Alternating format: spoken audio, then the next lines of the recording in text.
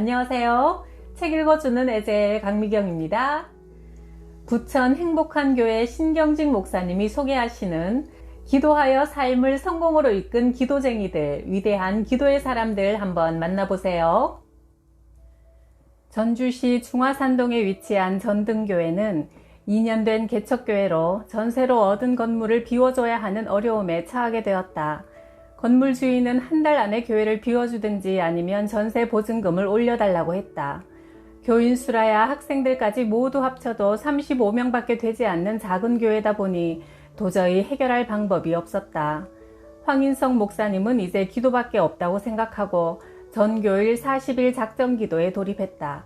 그러나 40일이 지난 날 아침까지도 희망의 구름 한 조각 보이지 않았다. 교인들이 애가 달아 목사님 어떡하죠? 걱정하자. 목사님은 하나님의 집이니 하나님이 준비해 두셨겠지요. 오늘부터 저는 강천산으로 올라가 산기도를 할 겁니다. 집사님 몇 분이 저희도 함께 가겠습니다 하여 새벽 기도가 끝나자 목사님과 함께 산으로 올라갔다. 그런데 그곳에서 기적이 일어났다. 기도를 마치고 산을 내려오던 목사님의 눈에 산삼이 발견된 것이다. 산 중턱쯤 왔을 때 바위 밑에 빨간 산삼꽃 한 송이가 목사님께 미소 짓는 것이 보였다. 가까이 다가가서 산삼임을 확인한 목사님이 큰 소리로 산삼이다 산삼 하고 외치자 교인들이 깜짝 놀라 몰려왔다. 정말 산삼이 틀림없었다. 그것도 아주 오래된 큰 산삼이었다. 그런데 기적은 여기서 끝나지 않았다. 다음날 산기도를 마치고 내려오는 길에 다시 새 뿌리를 발견했고 그 다음날 또 4뿌리가 발견되어 모두 합해 8뿌리나 얻은 것이다. 수십 년 산삼만 캐고 다니는 신만이들에게도 잘 일어나지 않는 일이 일어난 것이다. 그 산삼들은 전주 우석대 한의학과 윤용갑 교수가 감정한 결과 한결같이 300년 이상 된 것들로 한 뿌리에 1,000만 원을 호가하는 최상품이었다. 심지어 길이 120cm에 몸통 둘레 42cm짜리도 있었다. 기도는 이렇게 기적을 일으킨다. 건국대 교수 류태영 박사님은 초등학교 5학년 때 예수님을 믿게 되어 산골 마을의 교회에 나가 새벽 기도를 드리기 시작했다. 시골에서 중학교를 졸업하고 서울에서 고등학교를 다녔는데 구두 닦기를 하면서 공부하며 매일 새벽 기도를 빠지지 않았다. 그러던 어느 날 그는 유학에 대한 이야기를 듣고 하나님 아무것도 가진 것 없는 저지만 하나님 은혜로 유학 갈 수 있도록 길을 열어주세요 기도했다. 선진 농업국가인 덴마크로 가서 가난한 농촌을 잘 살게 하는 길이 무엇인지 배우자 결심하고 덴마크에 가서 공부하고 싶다는 내용의 편지를 영어로 썼다. 그러나 그 편지를 누구에게 보내야 할지 몰라서 기도하니 덴마크에서 가장 높은 사람에게 보내라는 마음의 확신이 들었다.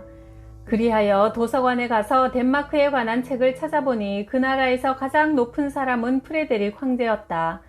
편지 봉투에 이렇게 적었다. 프레데릭 9세 국왕, 코펜하겐, 덴마크. 그는 이것이 하나님의 뜻에 합당하다면 반드시 좋은 소식이 있을 것이다. 하나님은 전지전능하신 분이기에 불가능이 없다라고 믿고 그 편지를 우체국에 가서 붙였다. 편지를 보내놓고 계속 기도한 지 40일이 지난 어느 날 국제우편 한 통이 날아왔다. 덴마크 외무성에서 왕복 비행기표를 보내온 것이다. 하나님 감사합니다. 시골뜨기 소년에게 해외 유학의 길을 열어주셨군요. 정말 놀랍게도 덴마크 국왕이 한국의 구두닦이 청년을 초청한 것이다. 그 후 그는 덴마크에서 유학을 성공적으로 마치고 또 이스라엘에 가서 공부한 뒤 건국대 교수가 되었다.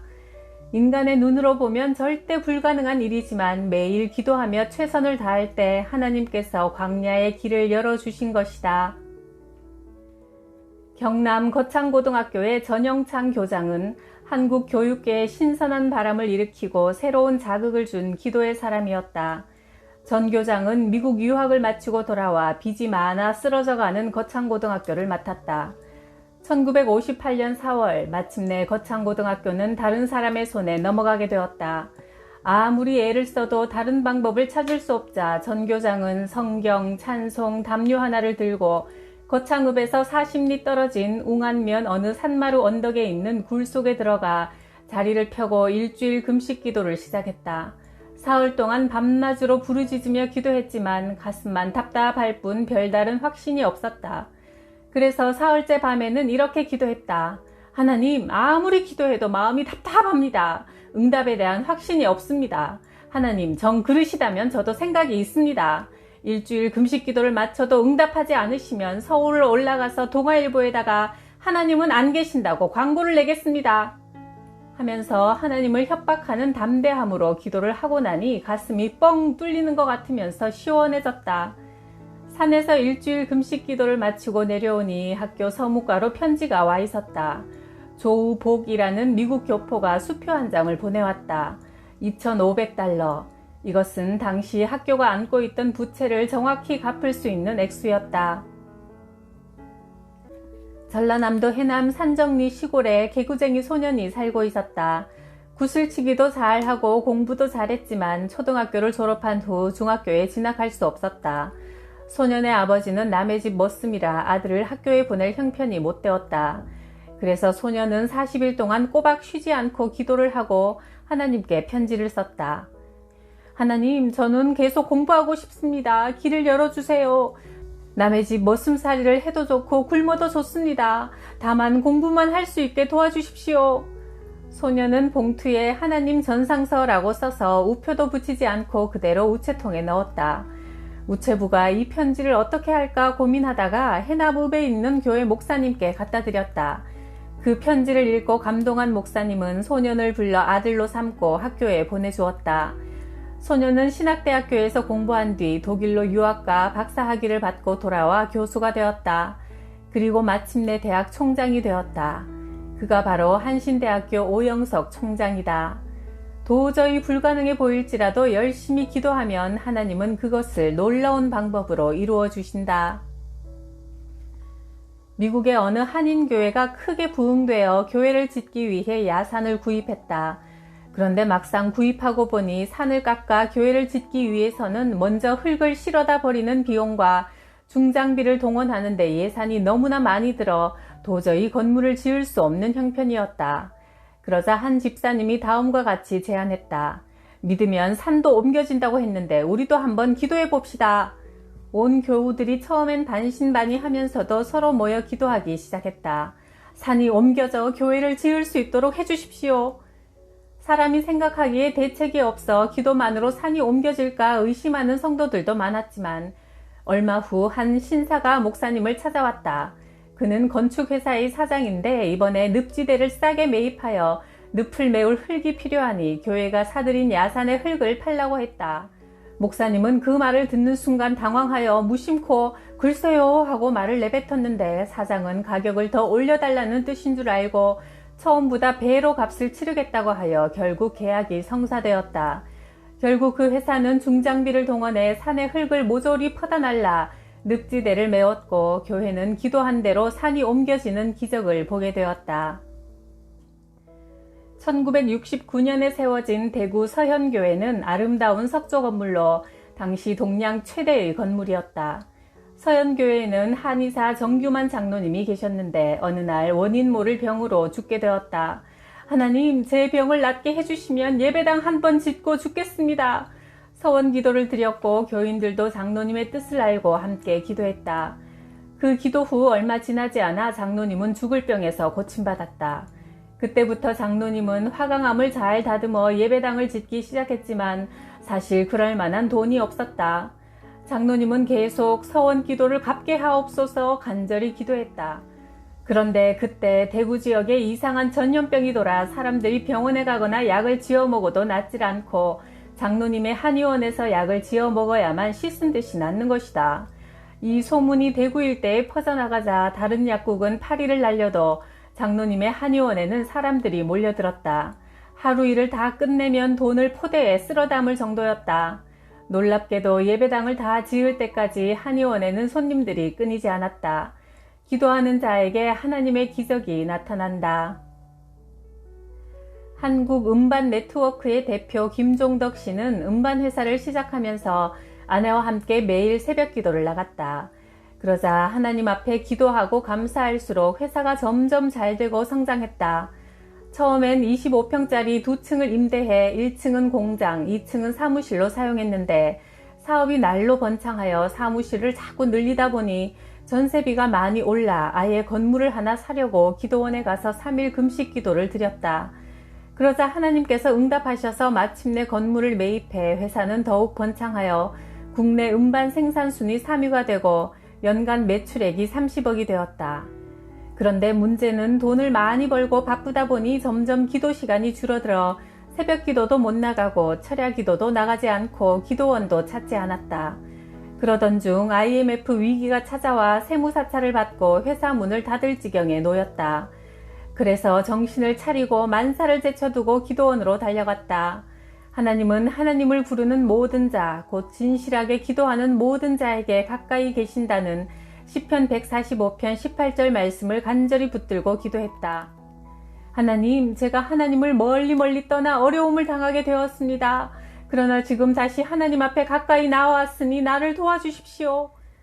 10일 금식 기도가 끝나자 부도 났던 것도 맞게 되고 세금 추징도 당하지 않게 되었다. 부부는 다시 새벽 기도를 시작했고 은행에서 45억 원을 투자받아 국내 최대의 한국음반 네트워크 주식회사를 창립하고 문화관광부가 선정한 음반 유통물 구조 현대화 사업계획의 주체가 되어 수출도 하게 되었다. 상상할 수 없을 만큼 이전보다 더욱 크게 번창하게 되어 그의 기도 제목은 바뀌었다. 이제는 찬양을 통해 전 세계에 그리스도의 복음을 전하게 하옵소서. 기도가 끊어지면 축복도 끊어지고 기도가 살아나면 하나님의 축복도 살아난다. 유명한 설교가인 템플 목사가 영국 케임브리지 대학의 예배 시간에 설교자로 초청받았다. 그는 이런 좋은 기회에 장래가 촉망되는 젊은이들에게 어떤 설교를 할 것인가 골똘히 생각하다가 그들이 기도를 배워 하나님 앞에 열심히 기도드릴 수 있다면 저들의 장래가 얼마나 복될 것인가 싶어 기도에 응답하시는 하나님이라는 제목으로 말씀을 전했다. 예배가 끝나자 한 학생이 그에게 다가와 말했다. 목사님은 이 과학 시대에 아직까지 기도의 응답이라는 미신 같은 소리를 믿고 계십니까? 크리스천들은 우연의 일치를 가지고 기도의 응답이라고 주장하는 것이 아닙니까? 이 이야기를 듣고 난 템플 목사는 이렇게 말했다. 기도가 우연의 일치라고요? 그래요. 우연일지도 모르죠. 하지만 학생, 이상한 일이 있어요. 내가 기도를 그치면 그 우연도 그쳐버리고 만다는 거예요. 그리고 기도하면 그런 우연이 자꾸 일어나니 기도가 얼마나 중요한 것입니까? 여행길에 누구나 즐겨 먹는 호두과자를 개발한 사람은 천안 성심교회의 신복순 권사님이다. 1933년 천안에 호두가 많은 것을 이용해 과자를 만들어 보았는데 이것이 히트를 쳐서 광고도 하지 않았지만 어떻게들 알고 전국에서 주문이 잇따라 미국, 중국, 일본까지 수출하게 되었다. 심 권사님은 이 사업을 하나님이 번창케 해주신 것이라 믿고 돈이 들어오자 이런 서원 기도를 드렸다. 하나님, 저는 하나님과 함께 동업합니다. 지금부터 제가 버는 돈의 절반은 하나님 것이라 생각하고 하나님의 일을 위해 사용하겠습니다. 권사님이 만드는 호두과자 봉지에는 주 예수를 믿으라 그리하면 너와 내 집이 구원을 받으리라는 성경 말씀이 인쇄되어 있고 심 권사님은 지금까지 교회를 7개나 지었다. 권사님은 하나님이 오라 하실 때까지 앞으로도 계속 이 일을 할 것이라 고백한다. 미국 댈러스 신학교는 1924년경 빚 때문에 폐교 위기에 처했다. 학교를 설립한 루이스 쉐퍼 박사와 하나님의 사람들은 학장실 문을 잠그고 이 학교를 처분할 것인가 하는 문제를 두고 기도하기 시작했다. 쉐퍼 박사의 바로 옆자리에 앉은 해리 아이언사이드 박사는 다음과 같이 기도했다. 주님, 당신은 모든 산과 모든 가축을 소유한 부자가 아니십니까? 그 가축들 중 얼마를 팔아 돈을 보내주셔서 이 학교의 빚을 무사히 갚고 학생들을 계속 교육할 수 있도록 도와주십시오. 이런 기도가 계속되고 있는 동안 이상한 일이 일어났다. 카우보이 복장을 한 어떤 사람이 학교 사무실로 들어오더니 말했다. 저는 오늘 마차 2대에 소를 가득 싣고 시장에 가서 다 팔았습니다. 원래 그 돈을 다른 데 투자할 생각이었는데 갑자기 제 마음속에 이것을 더 보람 있는 일에 써야 한다는 생각이 들어 이 돈을 이 학교에 기부하기로 했으니 받아주십시오.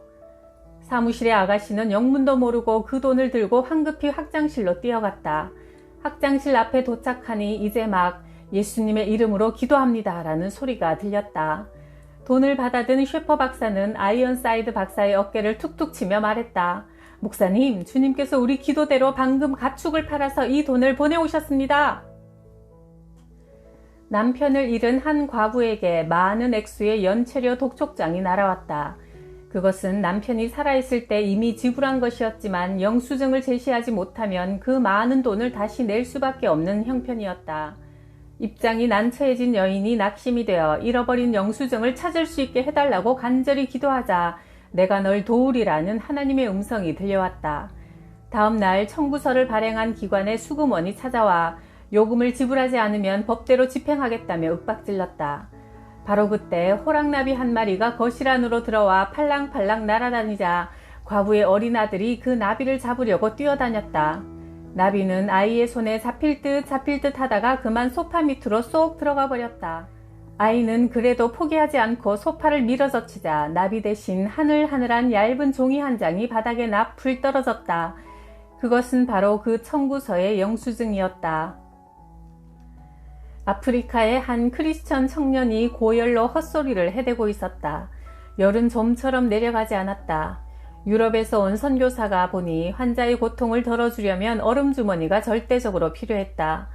환자의 어머니는 하나님은 불가능을 가능케 하신다는 선교사의 설교를 기억하고 선교사에게 하나님께 얼음을 내려달라고 함께 기도하자고 했다. 얼음을요? 어떻게 이 뜨거운 곳에서 하나님이 얼음을 주실 수 있겠소? 선교사는 난처한 표정으로 말했다. 그래도 우리 함께 기도해봐요. 어머니는 간청했다. 두 사람은 환자의 침대 옆에 무릎을 꿇고 기도했다. 주님, 제 아들을 치료하는데 얼음이 있어야 한다면 얼음을 보내주십시오. 당신은 하실 수 있음을 믿습니다. 기도가 끝나자마자 뇌성이 울리더니 탁구공만한 얼음들이 오두막 지붕 위로 쏟아졌다. 우박이었다. 마침내 청년은 회복되었다. 하나님의 뜻이 아닌 일을 제외하고 응답되지 않은 기도는 없다. 아프가니스탄의 주요 산업은 양을 치는 것이다. 오래전 무서운 전염병이 돌아 양들이 마구 죽어간 적이 있었다. 나라에서는 그 병을 퇴치하기 위해 많은 노력을 했지만 허사였다. 이제 목양 사업이 다 쓰러져 버리면 양털이 부족해 의류 생산업계에도 큰 타격이 올 것이요. 가죽 산업에도 큰 지장이 될 것이며 양고기도 부족하니 식생활에도 큰 어려움이 닥쳐올 판이었다. 이때 아프가니스탄에서 선교사로 헌신하고 있던 크리스티 윌슨이 하나님께 기도하자 전혀 이해할 수 없는 응답이 왔다. 미국에 있는 친구들에게 편지해서 롱아일랜드에 오리들을 보내달라고 해라. 얼마 후 뉴욕항에서는 아프가니스탄의 선교사에게로 오리알 24개가 발송되었다. 드디어 오리알이 도착했지만 모두 썩거나 깨진 채였는데 그중 2개의 오리알은 살아남아 한 쌍의 오리 새끼가 그것도 각각 암수 1마리씩 부화되어 있었다. 수개월이 지나는 동안 그 오리들이 자라서 알을 낳자 오리 숫자는 점점 늘어갔고 오리들은 양이 물을 먹는 샘에 있는 수많은 달팽이들을 잡아먹었는데 달팽이들이 없어지자 동시에 양의 전염병도 전부 사라져버렸다. 그때서야 비로소 달팽이들이 전염병의 원인임이 밝혀졌다. 지금까지는 너희가 내 이름으로 아무것도 구하지 않았으나 구하라. 그러면 받을 것이니 너희 기쁨이 넘칠 것이다. 요한복음 16장 24절.